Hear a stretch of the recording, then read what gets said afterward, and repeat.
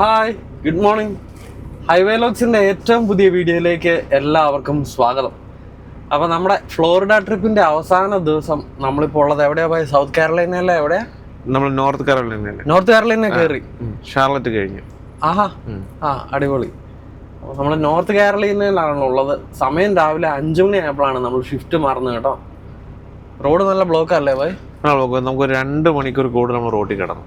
2 മണിക്കൂർ കൂടുതൽ ഇതുവരെ റോഡ് ക്ലിയർ ആയിട്ടില്ല അല്ലേ? ഇല്ല. നമുക്ക് ഇപ്പൊ നോക്കുമ്പോ മുമ്പിൽ കാണാം കേട്ടോ, റോഡ് ഫുള്ള് ബ്ലോക്ക് ആയി അങ്ങനെ കിടക്കുവാണ്. ഗൂഗിളിൽ ക്രാഷ് ആണോ എന്നാ ഒന്നും കാണിക്കുന്നില്ല, റോഡ് ക്ലോസ് ആണ് ഫ്രണ്ടിലേക്ക് കാണിക്കുന്നത്. I-77 അല്ലേ? അപ്പൊ എന്തായാലും സമയം ഇത്ര ആയതുകൊണ്ട് നമ്മൾ പിന്നെ ഷിഫ്റ്റ് മാറി കേട്ടോ. ആകെ ഒരു കൺഫ്യൂഷനിൽ നിൽക്കും ഇവിടെ. ഇപ്പൊ നമ്മളൊരു പൈലറ്റിൽ നിർത്തിയിട്ടാണ് ഷിഫ്റ്റ് മാറിയത്. ഇവിടെ തന്നെ കിടക്കണോ അതോ മുമ്പിലേക്ക് ആ ബ്ലോക്കിൽ പോയി കിടക്കണോന്ന്? കാരണം ബ്ലോക്കിൽ പോയി കിടക്കും, കാരണം ക്ലിയർ ആകുമ്പോൾ ആ കൂടത്തെ അങ്ങ് പോവാമല്ലോ. ഇവിടെ കിടന്നാൽ ചിലപ്പോൾ അറിഞ്ഞില്ലെങ്കിലോ.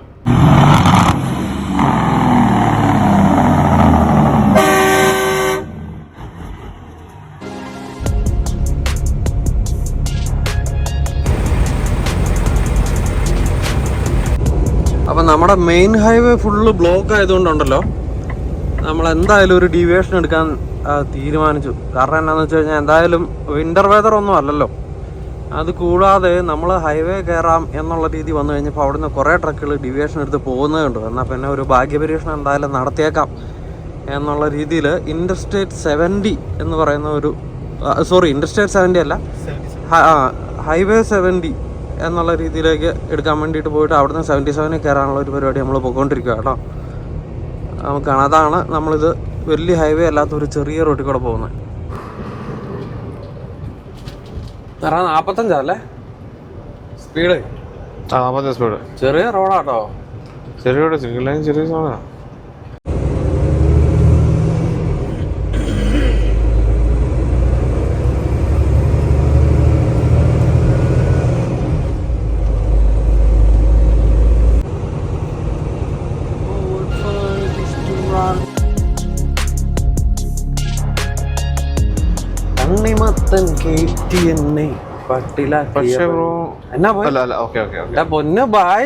ഞാനേ ഒരു സ്റ്റോപ്പ് സൈൻ കണ്ടപ്പോ ഞാൻ വിളിച്ചു അവിടെ റോഡ് ക്ലോസർ വന്നോ നിങ്ങള് വെറുതെ പക്ഷേ കുഷന്നൊക്കെ പറഞ്ഞോണ്ട്.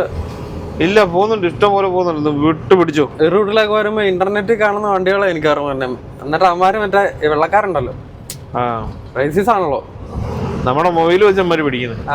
എന്നിട്ട് അമ്മാര് വീഡിയോ മുഴുവൻ എടുത്തിട്ട് അതിന്റെ അകത്ത് ഇടും. Mister George, hello Mr. George, how much you pay for the new guy?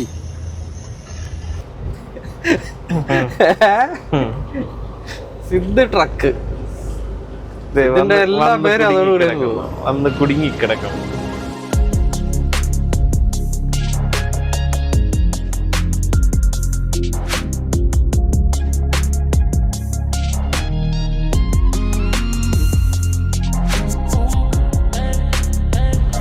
.2 mile Perry road right cut ചെയ്യണേ. ആ വണ്ടി അത് തന്നെ ആയിരിക്കണം കട്ട് ചെയ്യുന്നത്, അല്ലാണ്ട് ഈ രാത്രിയിൽ അവൻ വേറെ എവിടെയും പോകാൻ വഴിയില്ല. 9.5 മൈലില് അങ്ങോട്ട് കാണിക്കുന്നുണ്ടല്ലേ? ആ വഴിനെ പോയാൽ മതി. ഇത് കാർ റൂട്ടല്ലേ. അത് കൂടാതെ നമ്മളെ ചിലപ്പോ പെട്ടെന്ന് തന്നെ ആ ബ്ലോക്കിലേക്ക് എവിടെയെങ്കിലും ആയിരിക്കും കയറ്റുന്നത്. ആയിരിക്കാം. അതുമല്ല മറ്റേ കിലോമീറ്റർ കൂടുന്നില്ല ടോട്ടലി നോക്കുമ്പോ. നമുക്കൊരു നല്ല ഡിസ്റ്റൻസ് എടുത്തങ്ങ് പോവാം ഈ കാണിക്കുന്ന പോലെ. That would be better. അപ്പൊ ഒരു വലിയ കവറേജ് കിട്ടുമല്ലോ. എന്റെ പേരെന്നാ?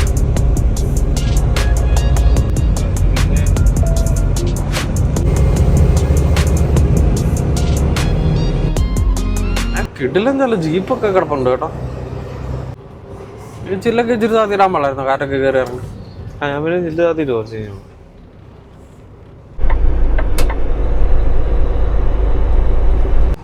ആംബുലൻസുകളൊക്കെ ഒരു ചീറ്റപ്പുലിയെ പോലെ ലൈറ്റൊക്കെ ഇട്ട് പോകുന്നുണ്ട്. അപ്പൊ ഇവിടുന്നും രക്ഷയില്ലേ പോയി? അല്ല, ട്രക്ക് എന്തായാലും ഒത്തിരി പോയിട്ടുണ്ട്. എന്തായാലും നമ്മള് കൊറേ മുന്നോട്ട് വന്നു അല്ലേ? ഇവിടുന്നും രക്ഷയില്ല. അതെ,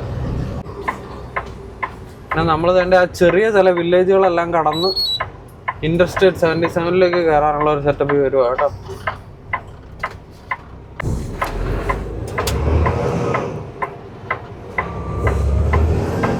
നല്ല വെയിറ്റ് അല്ലേ വണ്ടി? വെയിറ്റ്.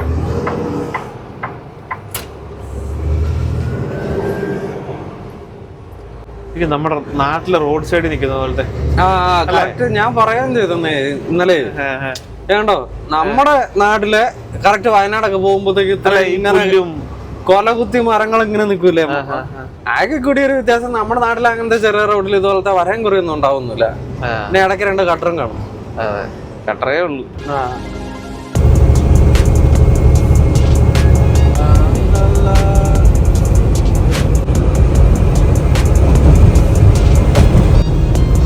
രാവിലെ 6:30 ആകുമ്പോഴത്തേക്ക് എന്തായാലും നമ്മൾ കാരോലിനാസ് എല്ലാം കവർ ചെയ്ത് വെർജീനിയയിലേക്ക് കയറി കേട്ടോ. നമ്മൾ ഈ വെർജീനിയം ക്രോസ് ചെയ്ത് വെസ്റ്റ് വെർജീനിയം കഴിഞ്ഞിട്ടാണ് നമുക്ക് പോകേണ്ടത്. നമുക്ക് നയഗ്ര ബോർഡറിലേക്ക് ഏകദേശം 930 കിലോമീറ്റേഴ്സ് ആണുള്ളത്. വെർജീനിയനെ കുറിച്ച് ഓരോരോ കാര്യങ്ങൾ ഇങ്ങനെ പഠിച്ചുകൊണ്ടിരുന്നു കഴിഞ്ഞപ്പോഴേ, റിച്ച്മണ്ട് എന്ന് പറയുന്ന ഒരു സിറ്റിയാണ് വെർജീനിയയുടെ ക്യാപിറ്റൽ. എന്തായാലും നല്ല കാഴ്ചകളൊക്കെ അല്ലേ ബാക്ക്ഗ്രൗണ്ട്. എന്നാൽ പിന്നെ കുറച്ച് ഹിസ്റ്ററി ഒക്കെ പറഞ്ഞ് വെറുപ്പിച്ചാലോ. നമുക്കറിയാവുന്ന ക്വീൻ എലിസബത്ത് II എന്ന നമ്മുടെ എലിസബത്ത് രാജ്ഞിയുടെ മൂത്ത അമ്മച്ചി ക്വീൻ എലിസബത്ത് I കല്യാണമൊന്നും കഴിക്കാതെ ഒരു വെർജിനായിട്ടാണ് ജീവിച്ച് മരിച്ചതെന്നും പുള്ളിക്കാരിയുടെ ആ ഒരു സാക്രിഫൈസിനെ ഓണർ ചെയ്യാനുമാണ് നമ്മുടെ വെർജീനിയാസിന് ആ പേര് കൊടുത്തതെന്നും ഒക്കെയാണ് അമേരിക്കൻ പാണന്മാർ പാടി നടക്കുന്നത്. സാക്രിഫൈസ് എന്ന് പറഞ്ഞാൽ അന്നത്തെ കാലത്ത് മറ്റേതെങ്കിലും രാജ്യത്തെ രാജകുമാരനെ കല്യാണം കഴിച്ചാൽ പിന്നെ ആ രാജ്യവും പദവിയൊക്കെ അങ്ങോട്ട് പോവില്ലേ. എന്നാൽ സ്വന്തം രാജ്യത്തു നിന്ന് ആരെങ്കിലും കല്യാണം കഴിക്കാമെന്ന് വെച്ച് കഴിഞ്ഞാൽ രാജകുടുംബത്തിൻ്റെ അന്തസ്സിൽ കുറഞ്ഞ ഒരുത്തൻ ചുളുവിന് രാജാവും ആവും. അപ്പം പിന്നെ കല്യാണം കഴിക്കണ്ടെന്ന് വെച്ചാൽ രാജ്യവും സംരക്ഷിക്കാം, കുടുംബത്തിൻ്റെ മാനവും കാക്കാം. ഓരോരുത്തർക്കും അവരവരുടേതായ പ്രശ്നങ്ങളുണ്ടെന്ന് വിവരമുള്ളവർ പറഞ്ഞ പോലെ ഇതൊക്കെയായിരുന്നു ബ്രിട്ടീഷ് റോയൽ ഫാമിലിയുടെ അന്നത്തെ പ്രശ്നങ്ങൾ. ഇതെൻ്റെ പരിമിതമായ ചില അറിവുകളിൽ നിന്ന് പറഞ്ഞതാണ് കേട്ടോ. അപ്പം എന്തെങ്കിലും ഇതിനെക്കുറിച്ച് കൂടുതലായിട്ട് അറിയാവുന്നവർ ആരെങ്കിലും ഉണ്ടെന്നുണ്ടെങ്കിൽ നമുക്കൊന്ന് കമൻ്റ് ഇട്ടേക്കണേ.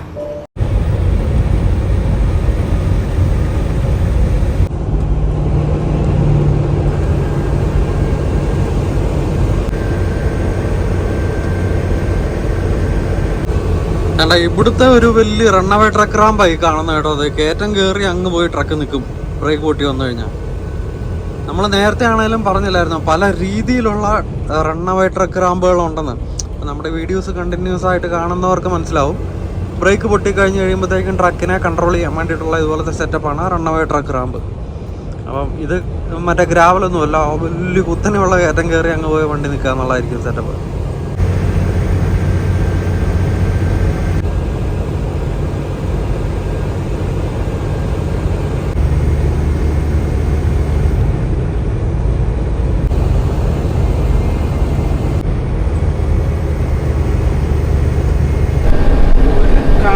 നോക്കിക്കഴിഞ്ഞു കഴിഞ്ഞാൽ യൂറോപ്യന്മാരെ സമ്മതിക്കണം കേട്ടോ. ഇവർ എവിടെയെല്ലാം ചെന്നിട്ടാ എന്തെല്ലാം ഇത്രയും വലിയ ലോകം അവർ കടന്നു ചെല്ലാത്തല്ല, അവരുടെ ആയ കാലത്ത് കടന്നു ചെല്ലാത്തതും ഒക്യുപ്പൈ ചെയ്യാത്തതുമായിട്ടുള്ള ലോകത്തിലെ ഒരു സ്പേസ് ഏതാ. ഇത്രയും ട്രാവൽ ചെയ്ത അന്നത്തെ കാലത്ത്. അപ്പോൾ അവരുടെ ആംബിഷൻ എത്രമാത്രമായിരിക്കും അല്ലേ, ആലോചിച്ച് നോക്കിയേ. യൂറോപ്പ് എന്ന് പറയാൻ കാരണം എന്താണെന്ന് വെച്ച് കഴിഞ്ഞാൽ ഇപ്പോൾ ഇംഗ്ലീഷുകാർ മാത്രമല്ല കേട്ടോ. കാരണം ഇപ്പോൾ ഈ ഒരു ഏരിയ ഒക്കെ ഇംഗ്ലണ്ടിൻ്റെ അടിസ്ഥാന കീഴിലായിരുന്നു എന്നുണ്ടെങ്കിൽ നമ്മൾ ഇന്നലെ പോയ ഫ്ലോറിഡയൊക്കെ ഇല്ലേ, അതൊക്കെ സ്പാനിഷ് കിങ്ഡത്തിൻ്റെ ഭാഗമായിരുന്നു എന്നാണ് പറയപ്പെടുന്നത്. എടാ ഞാനൊരു ടണലിൽ കയറും, ഇപ്പോൾ തന്നെ റേഞ്ച് പോയിട്ടോ, ഒരു 5 മിനിറ്റ് കഴിയുമ്പോൾ വിളിക്കാവേ. വലിയ ടണലാണ്, ബിഗ് വാക്കർ മൗണ്ടൻ ടണൽ എന്ന് പറയുന്ന വെർജീനിയയിലെ വലിയ ടണലാണ്. നമ്മൾ അങ്ങോട്ട് പോയപ്പോഴും നമ്മൾ കാണിച്ചായിരുന്നല്ലോ ഈ ഒരു ടണൽ. ആ ടണലാണ് നമ്മൾ ക്രോസ് ചെയ്തുകൊണ്ടിരിക്കുന്നത് കേട്ടോ. ഇപ്പം തന്നെ നമ്മൾ വെർജീനിയയിൽ നിന്ന് വെസ്റ്റ് വെർജീനിയയിലേക്ക് കയറും.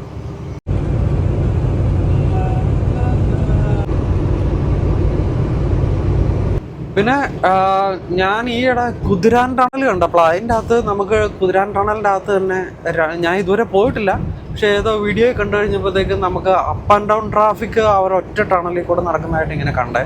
പക്ഷേ ഇവിടുത്തെ ഒരുമാതിരിപ്പെട്ട ഞാൻ കണ്ടേക്കുന്ന ടണലുകളിലെല്ലാം ടണലെന്ന് പറയുമ്പോൾ നമുക്ക് 2 ടണലുണ്ടാവും. ഒരെണ്ണം ഒരു സൈഡിലേക്കും മറ്റേത് ഓപ്പോസിറ്റ് സൈഡിലേക്കും പോകാൻ വേണ്ടിയിട്ട്. അല്ലാതെ നമ്മൾ ഫേസ് ടു ഫേസ് ചെയ്തുകൊണ്ട് 2 സൈഡിൽ കൂടെ ട്രാഫിക് പോകുന്ന ഒരു സെറ്റപ്പ് കണ്ടിട്ടില്ല കേട്ടോ. കാരണം ഹെഡ് ഓൺ കൊളീഷൻസ് നമുക്ക് രാത്രിയിലോ എപ്പോഴേലും, കാരണം അത്രയ്ക്ക് ക്ലോസ് ആയിട്ടായിരിക്കുമല്ലോ ടണലിലെ ട്രാഫിക് ഓപ്പോസിറ്റ് പോയാൽ പോകുന്നത്. അപ്പോൾ ആ ഒരു ഹെഡ് ഓൺ കൊളീഷൻ അവോയ്ഡ് ചെയ്യാൻ വേണ്ടിയിട്ടായിരിക്കാം അങ്ങനെ ഇവർ എപ്പോഴും ഒരു 2 ടണൽ വെക്കുന്നത്. നമ്മൾ ഓപ്പോസിറ്റ് പോകുന്നവരെല്ലാം ഒരു വലിയ ബാരിക്കേഡിൻ്റെ അപ്പുറേ കൂടെ പോയി വേറൊരു തുള കൂടെ ഓപ്പോസിറ്റ് പോകുന്നത്. 2 ലൈൻ ഉണ്ടെങ്കിലും ആ 2 ലൈൻ സ്പീഡ് കുറഞ്ഞതും സ്പീഡ് കൂട്ടിയതും പോകാൻ വേണ്ടിയിട്ടാണ്. പിന്നെ ഇപ്പോൾ ഈ വെർജീനിയൻ യാത്രയുടെ ലാൻഡ്സ്കേപ്പ് എല്ലാം കാണുമ്പോഴത്തേക്ക് എനിക്ക് തോന്നണത് എന്നാന്ന് വെച്ച് കഴിഞ്ഞാൽ ഇതിനൊരു മൊത്തത്തിലൊരു യൂറോപ്യൻ ടച്ച് പറഞ്ഞാൽ ഇറ്റലി, ഫ്രാൻസ് അങ്ങനെ ഇത് യൂറോപ്പിൽ ട്രക്ക് ഓടിക്കുന്ന ഒത്തിരി നമ്മുടെ മലയാളി ഇൻഫ്ലുവൻസേഴ്സ് ഉണ്ടല്ലോ. അപ്പോൾ അവരെല്ലാം ഇടുന്ന റീലും കാര്യങ്ങളൊക്കെ പോലെ ഒരു മൊത്തത്തിലൊരു യൂറോപ്യൻ ലുക്കുള്ള ഒരു ഏരിയ ആയിട്ട് തോന്നുന്നുണ്ട് വെർജീനിയയും വെസ്റ്റ് വെർജീനിയ എല്ലാം.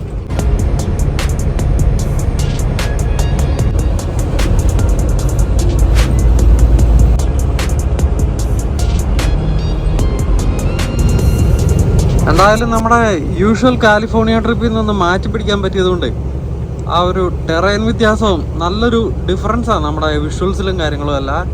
സ്ഥിരമായിട്ട് നമ്മൾ കൊണ്ടുവന്നുകൊണ്ടിരിക്കുന്ന ഒരു സാധനമുണ്ടല്ലോ വയോമിങ്ങിലെ നെബ്രാസ്കയിലും ഒക്കെ ഫ്ലാറ്റ് ആയിട്ടുള്ള അങ്ങനത്തെ ലാൻഡുകൾ, അതിൽ നിന്നൊക്കെ മാറി ഒരു ഇച്ചിരി മലകളും പുഴകളും അതോടൊപ്പം തന്നെ നല്ല പൊക്കവും മണ്ണൊക്കെ ഉള്ള മരങ്ങളും പച്ചപ്പും എല്ലാം കൂടെ വരുന്നതുകൊണ്ട് മൊത്തത്തിൽ ഈ ഒരു 3-4 എപ്പിസോഡ് നല്ലൊരു വ്യത്യാസമായി. അപ്പോൾ നമ്മൾ വേണ്ട വീണ്ടും മറ്റൊരു ടണലിലേക്ക് കയറുവാണ്. ഈ ടണൽ കയറി ഇറങ്ങുമ്പോഴാണ് നമ്മൾ വെസ്റ്റ് വെർജീനിയയിലേക്ക് കയറുന്നതെന്നാണ് എൻ്റെ ഒരു വിശ്വാസം. ഇത് വേണ്ട ഈസ്റ്റ് റിവർ മൗണ്ടൻ ടണൽ എന്ന് പറയുന്ന ഒരു ടണലാണ്.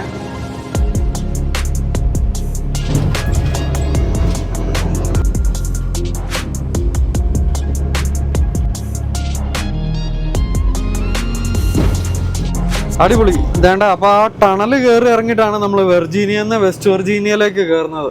നമ്മൾ വെസ്റ്റ് വെർജീനിയയിലേക്ക് കയറുമ്പോഴത്തേക്കും വേണ്ട നമ്മളെ സ്വീകരിക്കാൻ വേണ്ടിയിട്ട് ഒരു വെൽക്കം ബോർഡ് നല്ല അടിപൊളിയായിട്ട് അവർ വെച്ചിട്ടുണ്ട്, കാണാൻ പാകത്തിന്. കണ്ടോ, welcome to West Virginia, wild and wonderful.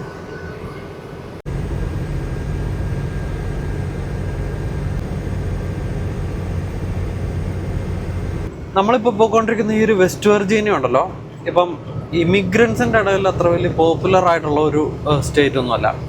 അപ്പം ആ ഒരു പ്രോപ്പർ ഇമിഗ്രൻസ് ആയിട്ട് വരുന്ന ആൾക്കാരെ സംബന്ധിച്ചിടത്തോളം അവർക്കെല്ലാം ഒരു ചോയ്സ് ഉണ്ട്. നമുക്ക് എവിടെ വേണം ഈ ഏറ്റവും നല്ല ജോബ് ഓപ്പർച്യൂണിറ്റീസ് സെറ്റിൽ ആവാൻ വേണ്ടിയിട്ട് എളുപ്പമായിട്ടുള്ള സ്ഥലങ്ങൾ, അതോടൊപ്പം തന്നെ ഇപ്പോൾ ടാക്സേഷൻ്റെ കാര്യത്തിലൊക്കെ നമുക്ക് ഒത്തിരി സേവിങ്സ് ചെയ്യാൻ പറ്റുന്ന രാജ്യങ്ങൾ, ഒത്തിരി ക്രൈം ഇല്ലാത്ത സ്ഥലങ്ങൾ, രാജ്യങ്ങളല്ല കേട്ടോ, സ്റ്റേറ്റുകളും സിറ്റികളും ക്രൈം ഇല്ലാത്തത്, അങ്ങനെ പല കാര്യങ്ങളെ അടിസ്ഥാനപ്പെടുത്തിയിട്ടായിരിക്കും നമ്മളെപ്പോലുള്ള സ്കിൽഡ് ഇമിഗ്രൻസ് സെറ്റിലാവുന്നത്.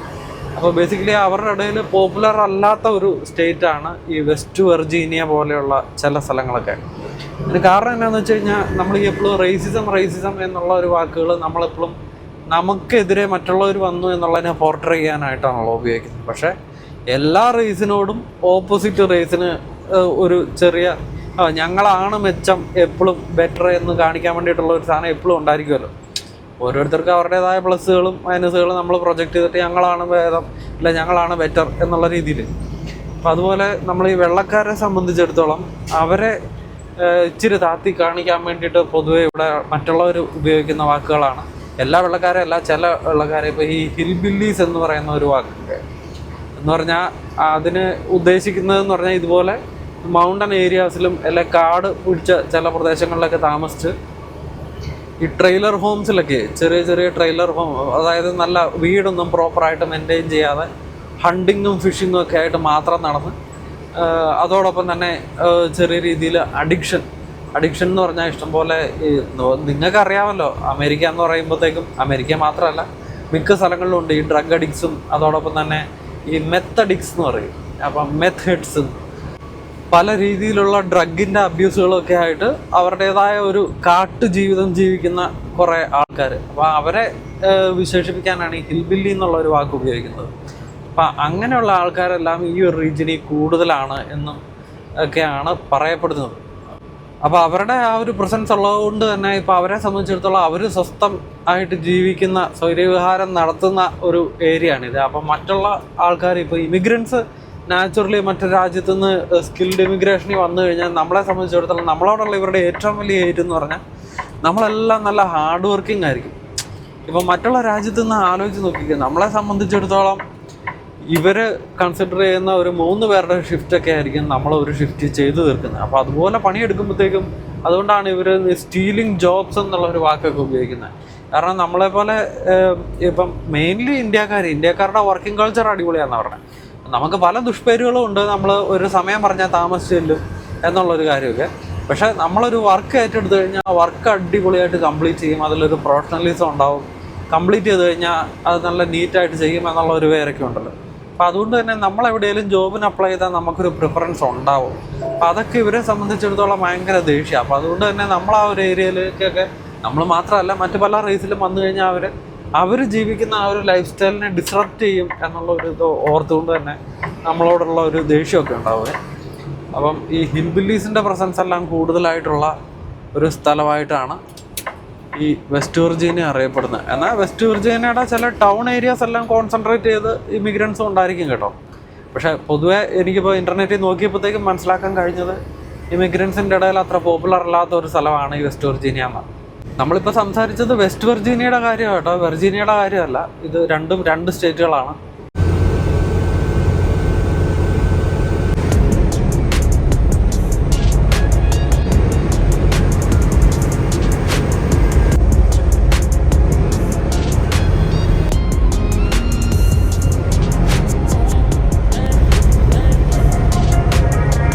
അതുപോലെ മൂൺഷൈൻ്റെ പ്രൊഡക്ഷനൊക്കെ ഇവിടെ ഭയങ്കര കൂടുതലായിട്ടാണ് പറയപ്പെടുന്നത്. മൂൺഷൈൻ എന്ന് പറഞ്ഞു കഴിഞ്ഞാൽ നമ്മുടെ നാട്ടിലെ വാറ്റിയാരായ ഉണ്ടല്ലോ, വാറ്റിയാരായ, അതിനാണ് മൂൺഷൈൻ എന്ന് പറയപ്പെടുന്നത്.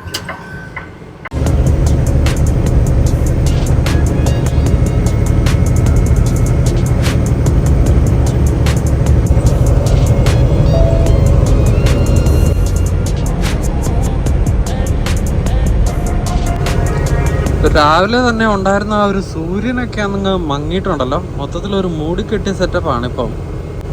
പിന്നെ വേറൊരു കാര്യം പറയാൻ വിട്ടുപോയത്, ഈ വെസ്റ്റ് വെർജീനിയയുടെ ക്യാപിറ്റൽ ചാൾസ്റ്റൺ എന്ന് പറയുന്ന ഒരു സിറ്റിയാണ്.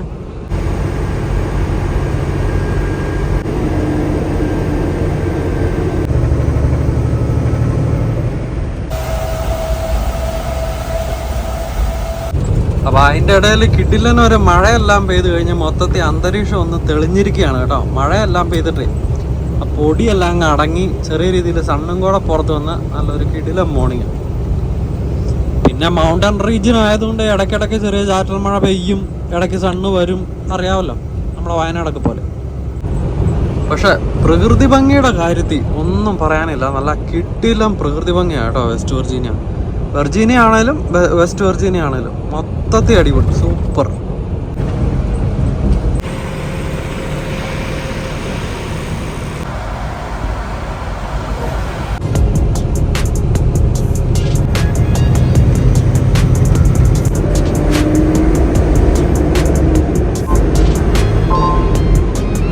ഈ ഒരു ഏരിയയിലെ കോൺസ്റ്റന്റ് ഇറക്കങ്ങളും കയറ്റങ്ങളാണ്, വലിയ കയറ്റങ്ങളും വലിയ ഇറക്കങ്ങളും. അപ്പം നമുക്ക് ഓൾറെഡി ഹെവി ലോഡും കൂടെ ആയതുകൊണ്ടുണ്ടല്ലോ, നമ്മൾ ബ്രേക്ക് സൂക്ഷിച്ച് വേണം പിടിക്കാൻ വേണ്ടിയിട്ട്. ഓൾറെഡി ഇച്ചിരി ചെറിയ ഹീറ്റപ്പ് ആയി. പക്ഷേ നമുക്ക് ഇടയ്ക്ക് ഇങ്ങനെ മഴ കിട്ടുന്നതുകൊണ്ട് അങ്ങ് മാനേജ് ചെയ്ത് പോകുന്നു. പിന്നെ മാക്സിമം നമ്മൾ ബ്രേക്ക് ഉപയോഗിക്കാതെയൊക്കെ ട്രൈ ചെയ്യുന്നു കേട്ടോ. പക്ഷെ എന്നാലും ലോഡിൻ്റെ പുഷ് ഭയങ്കരമാണ്. ഇച്ചിരി നേരം മുമ്പ് ഇറക്കത്തിൻ്റെ വലുപ്പം എന്ന് പറഞ്ഞു കഴിഞ്ഞാൽ 9% ആയിരുന്നു ഡൗൺ ഗ്രേഡ്. ഭയങ്കര ഹ്യൂജ് ആയിട്ടുള്ള ഡൗൺ ഗ്രേഡ് അത്, 9%. ആലോചിച്ച് നോക്കി. അങ്ങനെ പറഞ്ഞു കഴിയുമ്പോഴത്തേക്ക് ആയനായി ഇറക്കം നിങ്ങൾ ആദ്യമായിട്ടാണോ കാണുന്നതെന്ന് ചിന്തിക്കുന്ന റൂമിലേക്ക് വേണ്ട മറ്റൊരു സാധനം ഞാൻ പ്രസൻറ്റ് ചെയ്യാം. ഈ ഇറക്കത്തിൻ്റെ പ്രത്യേകത എന്നാണെന്നറിയോ, ഇറക്കത്തിൻ്റെയും കയറ്റത്തിൻ്റെയും ഇവിടെയെല്ലാം ഈ പറഞ്ഞ പോലെ ട്രാഫിക് ലൈറ്റ്സ് ഉണ്ട്. അപ്പോൾ വലിയ ഇറക്കത്തിലും കയറ്റത്തിലൊക്കെ അമ്മമാരും കൊണ്ട് ട്രാഫിക് ലൈറ്റ് വെച്ചേക്കുക. അപ്പോൾ അവിടെ നമുക്ക് ചവിട്ടി നിർത്തേണ്ട വരില്ലേ. കണ്ട കോൺസ്റ്റൻ്റ് ആയിട്ട് ചെറിയ ടൗണുകളുള്ളതുകൊണ്ട് നമുക്ക് ഇവർ ഈ അടുപ്പിച്ച് ഇങ്ങനെ ലൈറ്റ് വെച്ചേക്കുന്നതുകൊണ്ട് നമുക്ക് ഇറക്കത്തിലും കയറ്റത്തിലും ബ്രേക്ക് ചവിട്ടാതെ വണ്ടി വിട്ട് നിർത്താനും പറ്റില്ല. ഞാൻ സാധാരണ അത് ഈ ട്രെയിലർ ബ്രേക്ക് അങ്ങനെ ഉപയോഗിക്കാത്ത, പക്ഷെ ഇവിടെ ഉപയോഗിക്കാതെ വയ്യ.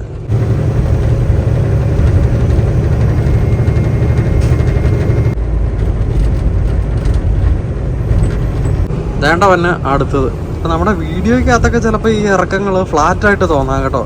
അതങ്ങ് നീണ്ടു നിവർന്ന് കിടക്കുന്നതുകൊണ്ടാണ്, കിലോമീറ്ററോളം നീളുന്ന ഇറക്കമായതുകൊണ്ടാണ് നമുക്ക് ഫ്ലാറ്റായിട്ട് തോന്നുന്നത്.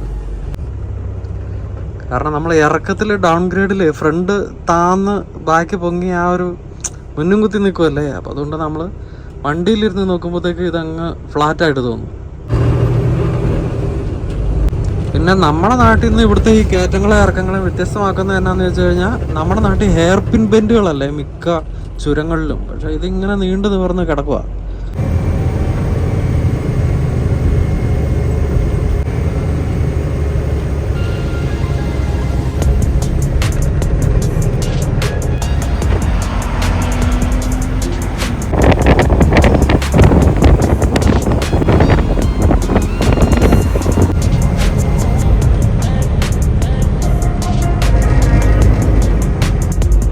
വേണ്ട ഇപ്പം 5% ഡൗൺ ഗ്രേഡ് ഉള്ള 5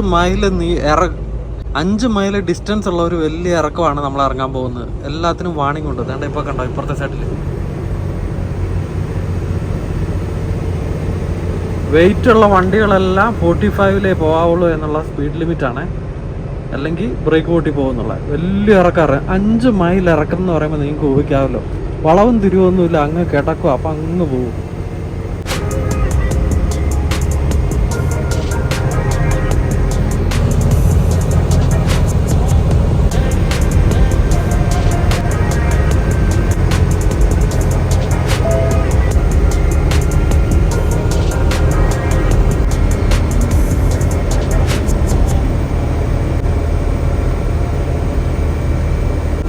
ഇതുവഴി പോകുമ്പോഴേ എനിക്ക് കറക്റ്റ് നമ്മുടെ വാഗമണ്ണാണ് ഓർമ്മ വരുന്നത് കേട്ടോ.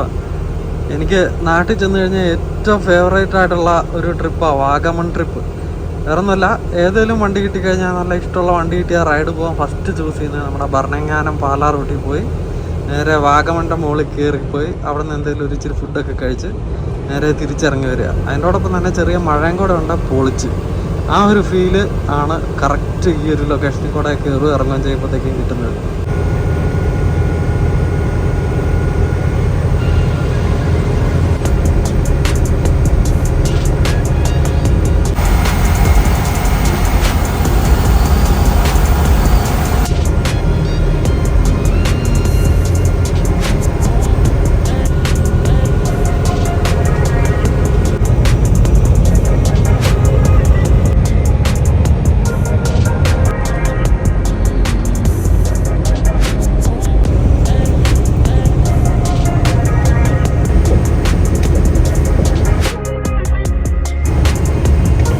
അങ്ങനെ നമ്മൾ കാടും മേടും മലയും കുന്നും എല്ലാം കാടുന്ന വെസ്റ്റ് വെർജീനിയനെ പിന്നിൽ ഉപേക്ഷിച്ച് പെൻസിൽവാനിയയിലേക്ക് കയറിയിരിക്കുകയാണ്. അങ്ങനെ നമ്മൾ പെൻസിൽവാനിയ എത്തുമ്പോഴത്തേക്കും നമ്മുടെ ജോമറ്റുവായ ഒരു ഉറക്കമൊക്കെ കഴിഞ്ഞ് എണീറ്റ് വന്നിരിപ്പുണ്ടായി. ജോമറ്റുവായ ഉറക്കമൊക്കെ സുഖമായിരുന്നോ? വലിയ കുഴപ്പമില്ലായിരുന്നു. പിന്നെ വീട്ടിലെത്താകുമ്പോൾ അതിന്റെ സന്തോഷമുണ്ടല്ലോ. വളരെ നാളുകൾക്ക് ശേഷം നമ്മുടെ സ്ലീപ്പർ എ സി പ്രോപ്പർ ആയിട്ട് വർക്ക് ചെയ്യണുള്ളതെന്ന് തോന്നല്ലേ? ഞാനത് മെസ്സേജ് ടൈപ്പ് ചെയ്തോണ്ടിരിക്കുകയാണ് അയക്കാനായിട്ട്. അതിന്റെ ഒരു ചൂടുണ്ടായിരുന്നല്ലേ? അതിന്റെ ചൂടുണ്ട്, കാരണം നമുക്ക് മുന്നോട്ടാണല്ലോ സമ്മർ വരുമല്ലേ. സമ്മറല്ലേ. അപ്പൊ ഇന്നത്തെ ബാക്കി വിശേഷങ്ങൾ നമ്മൾ പെൻസിൽവാനിയ എന്നായിരിക്കും കൊണ്ടുവരുന്നത്. പെൻസിൽവാനിയ കടന്നു കഴിഞ്ഞാൽ നമ്മൾ ന്യൂയോർക്ക് സ്റ്റേറ്റിലേക്ക് കയറും. ന്യൂയോർക്ക് സ്റ്റേറ്റിൽ നിന്ന് പിന്നീട് ഒന്റാറിയോ. ആ വിശേഷങ്ങളെല്ലാം ബാക്കി ഇനി വീഡിയോയിൽ വരാൻ കിടക്കുക.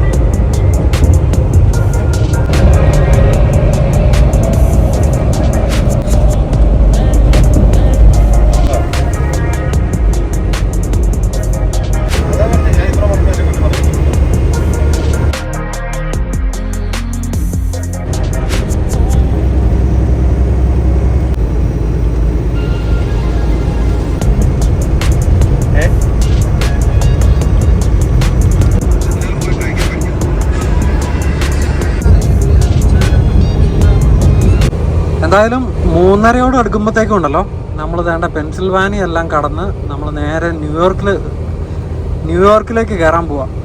ന്യൂയോർക്ക് എന്ന് പറഞ്ഞാൽ ന്യൂയോർക്ക് സ്റ്റേറ്റ്. ഇവിടെ അടുത്തൊരു ലൗസ് ഉണ്ട്, അവിടെ നിർത്തി ഒരു കുളിയൊക്കെ പാസ്സാക്കി. പിന്നെ അവിടെ നിന്ന് ഏകദേശം 100 കിലോമീറ്ററാണ് നമ്മുടെ ബഫല്ലോ ബോർഡറിലേക്കുള്ളത്, നയാഗ്രയുടെ ആ ബോർഡറേ. അപ്പം ബോർഡറും കടന്ന് പിന്നീട് പോകാനാണ് നമ്മുടെ പ്ലാൻ.